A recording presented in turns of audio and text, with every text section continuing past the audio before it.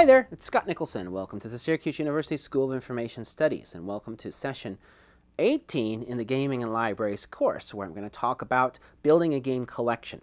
Now, what I'm going to talk about in this episode is true whether you're building a circulating collection or building a collection to play in-house. I'll talk about that acquisition and collection process. The first thing I'm going to say, and this is the library professor side of me saying, it is just like building any other sort of collection in your library. You have to figure out who your audience is. You have to figure out what you currently have, and then figure out where your gaps are, and then build towards those gaps. It works just like anything else. You should have policies in place about how you're going to buy games and why you're going to buy games, because you're building a collection. Part of what I want to talk about throughout this whole video is getting you to think of gaming as just another service that the library does. It's just one more relevant service, and as such, we're going to build the collection in the same way.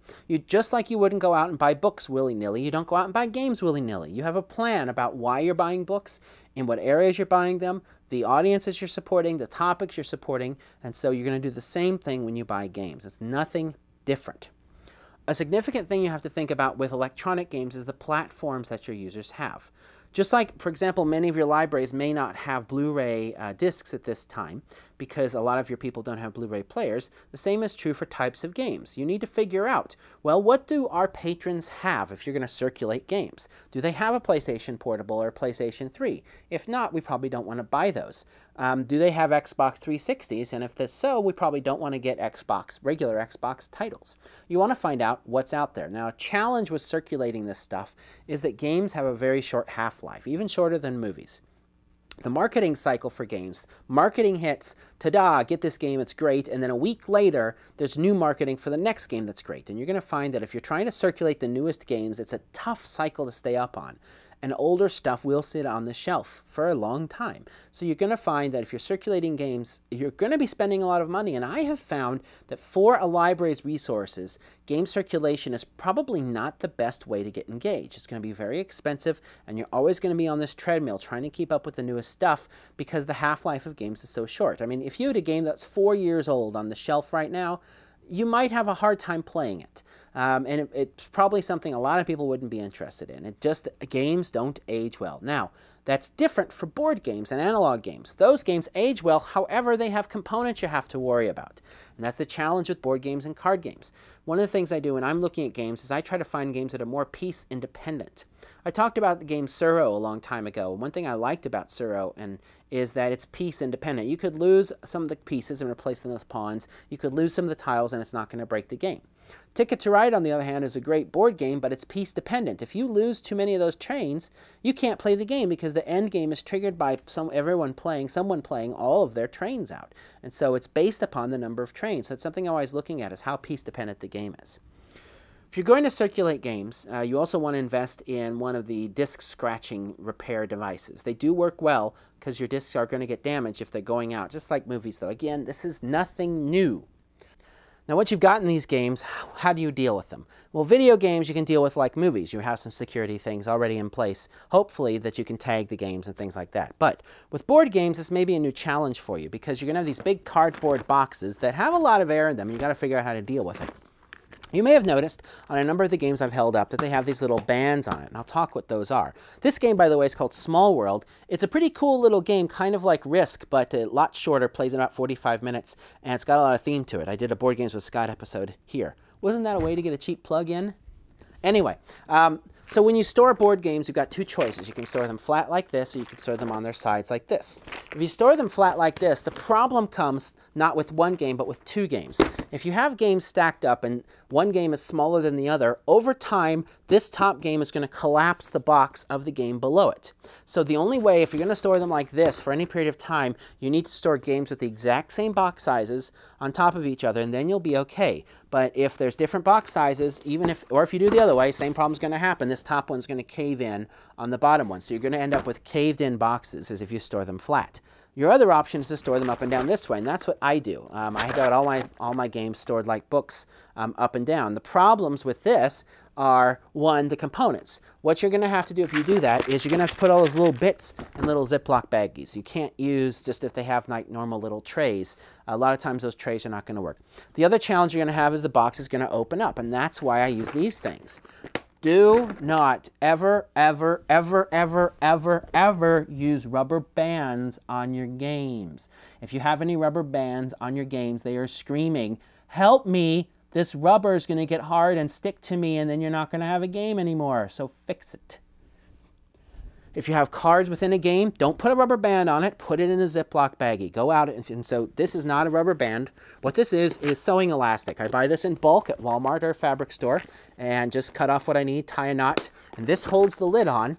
But this takes a lot longer to decompose than a rubber band because it's fabric with elastic integrated into it. This is not going to get hard and decompose. The rubber band will get hard and decompose very quickly, actually. You'd be surprised. So if you have any games with rubber bands around the cards or rubber bands around the games, fix that. And don't tape them closed. That's send shudders through my spine as a board game guy. So anyway, one challenge you can have if you store them up and down is that if there's a board in there, a cardboard board, and the stuff has fallen, it can put pressure on that board and that board can warp. And so a couple ways to deal with this, probably the best one, is to put the board, make sure it's flat against one of the sides of the game, preferably the box bottom, and then you put all the stuff in there. But that can still be a problem. So sadly, there's no good solution. Either you stack them up like this and just make sure you have exact same sizes boxes on top of each other, or you put them like this, baggy up the bits, use something to hold it on, but then risk board warping. Now, I'll say I've got surrounding me right now about 1,000 games, and I have never had the board warp in a game. That's not ever been a problem for me. So I store all of my games, even big ones, up and down.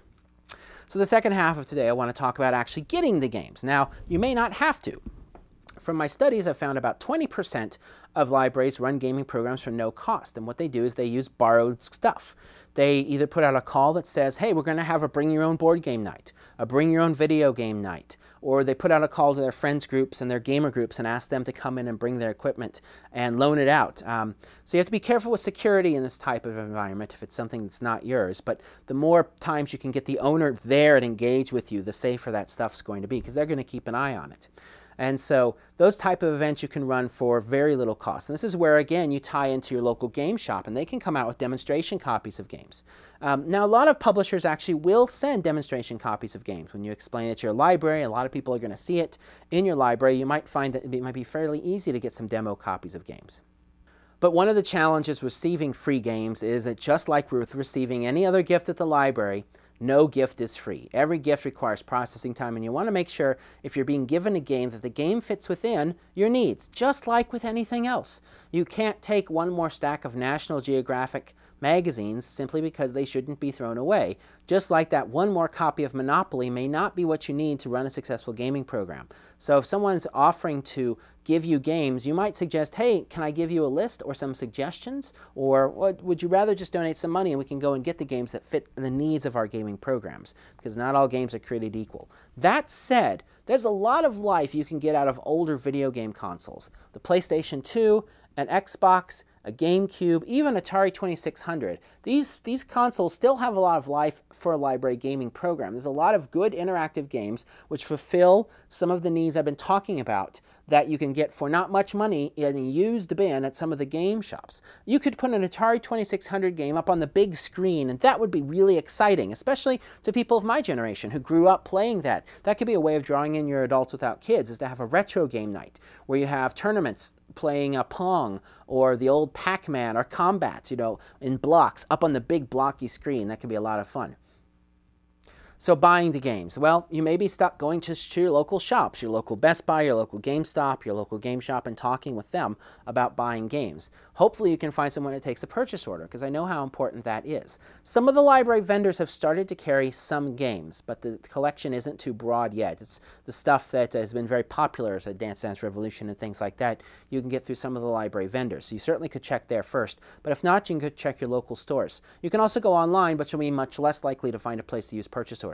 I know there's one exception for board games. Fun Again Games, this URL here, I've been working with them. They've got this site set up for libraries and schools to go and order stuff, and they will accept purchase orders. They also are doing a really nice $100 grant every month for some library or school looking to do gaming. And so I know some folks have gotten that. You can apply for it to get a grant of $100 to get a few games for your collection. There's actually a few collections I've got up there on this website. I advise them on packages of games to put together. If you want to get started with board games, Fun Again's a great place to go. So I know a lot of libraries go just to their local Best Buy or their local GameStop, but this is where you set up a relationship because you may be able to get a discount if you talk with them about what you're looking for and what your goals are, especially if you're looking for slightly older games for a gaming program. And this is where a gaming circulation as compared to a gaming program are going to be very different things. You can get away with a 3 or 4 year old game at a gaming program because you're putting a context around it. You could have a tournament or something, some way of making it more exciting than just the game. Someone circulating to take home, they're going to be more interested in those newer titles. But someone coming to the library to play games, well, they may never have played Wii Sports before. So even though it's 3 or 4 years old, it's still an exciting experience to try out Wii Sports. So it's really about that context, that experience that you're going to facilitate with these games. That's what's important, not so much the games at the core. If you lose parts to a board game, I suggest writing the publisher. If the game is still in print, it can be fairly easy to get replacement parts. If there's a game you're finding that really works well with your patrons, you may want to write the publisher and ask for some spare parts anyway, because once that game goes out of print, it's much harder to get spare parts. But while it's still in print, it's fairly easy to get spare parts.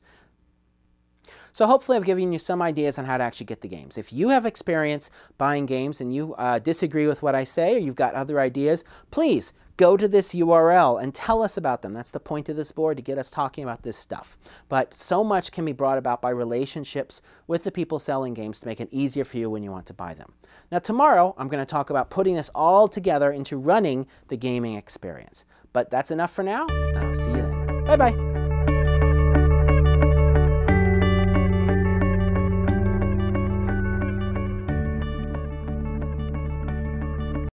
Hi there, Scott Nicholson here from the School of Information Studies at Syracuse University, and welcome to session number 18, 16, 17, 18, 19, 20.